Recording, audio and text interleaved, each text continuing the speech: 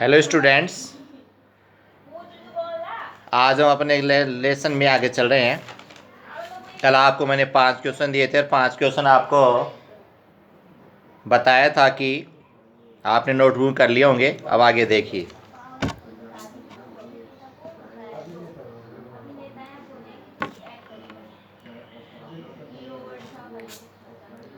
If I folded the letter again, मैंने पत्र को वापस से समेट दिया, मोड़ दिया। एंड स्लिप डेटे, और इसे मैंने खिसका दिया। It carefully back into the envelope, लिफाफे के अंदर। केयरफुली सावधानी पूर्वक, और बैक में स्वाप, इंटू मिस में, एट में इसको, और एनवेलप होता है लिफाफे के अंदर। मैंने इसको वापस से रख दिया। आई केट अवेक ऑल नाइट, और मैं पूरी रात जागता रहा। बाई मॉर्निंग, सुबह तक। आई नो, मैं जान गया। वाट आई हैड टू डू, जो मुझे करना था। I drove into the Bridport, ये स्थान का नाम है, और मैं वहाँ से ब्रिडपोर्ट चला गया। डो यानी चलाना, चला गया। Just a few meals away, जहाँ से कुछ मीलों दूर था। ठीक, ए फ्यू मील्स कुछ, और मील्स अवे मील्स दूर था। I asked a boy walking his dog where Copper Beeches was. I asked, मैंने पूछा एक बॉय लड़के से, वॉकिंग जो पैदल चल रहा था, विथ हिज डॉग कुत्ते के साथ। वेयर कहाँ है, यानी जहाँ। कॉपर बिचेज वाज, जहाँ कॉपर बिचे था उसके लिए मैंने पूछा। हाउस नंबर 12, उसने बताया घर number 12। Turned out to the nothing, आगे मुड़ के और कुछ नहीं, but a burnt out shell. Burnt out shell का अर्थ है डिस्ट्रॉयड बाय फायर, आग से नष्ट हुआ घर। ब्रंड आउट सेल क्या होता है, जो आग से जलकर नष्ट हो गया, उस घर को बोलते हैं। उसने बताया हाउस नंबर 12 है, आगे कुछ नहीं है उसमें, केवल आग से जला हुआ है। द रूफ गैपिंग, छत के ऊपर केवल गैप है, खालिस्तान है। द विंडोज ब्रोडेड अप, खिड़कियाँ चौड़ी हो गई थी, खाली है मतलब।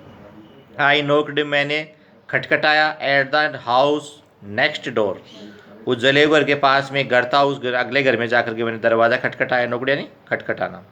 एंड आस्क्ड, और पूछा। If any knew the whereabouts of a Mrs McPherson's, और मैंने पूछा इफ़ यदि एनी वन न्यू, कोई जानता हो, द वेयर अबाउट, अब कहाँ है उसके बारे में, किसके बारे में, ऑफ ए मिसेज मैकपर्सन, यानी मैकपर्सन, श्रीमती मैकपर्सन अब कहाँ है उसके बारे में क्या आप जानते हो।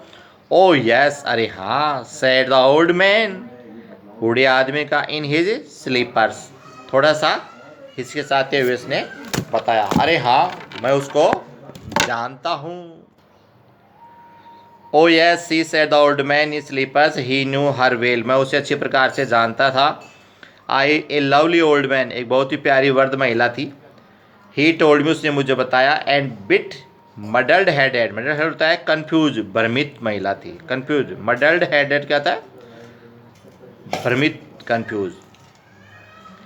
But her at her age, लेकिन उसकी आयु, she was entitled to be, बहुत ज़्यादा हो गई थी। वाजंट सी, जो वह दिखती नहीं थी। ए हंड्रेड, 100 वर्ष। एंड 1 ईयर, 101 वर्ष ओल्ड थी, यानी 101 वर्ष की आई थी, लेकिन वह दिखती नहीं थी। She had been in the house, वह उस घर में रह रही थी। वेन इट काट फायर, जब आग लगी तब वो उस घर के अंदर ही थी। नो वन रियली न्यू, वास्तव में कोई नहीं जानता। How the fire had started, आग कैसे शुरू हुई।